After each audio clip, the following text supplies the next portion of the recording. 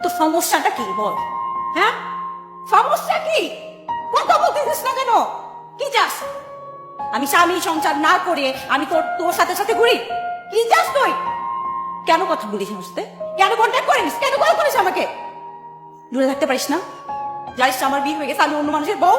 হ্যাঁ, আমার কনসেন্ট ছাড়া সে যা খুশি তা করতে পারে, কারণ আমি তার ওয়াইফ। যখন খুশি তখন। আমি কেন সরি বলতেছি তোকে? হ্যাঁ, আমি কেন এত এক্সপ্লেনেশন দিতেছি? নো, তুই তুই এখন থেকে আমাকে কোনো ধরনের কোনো কন্ট্যাক্ট করবি না, ঠিক আছে?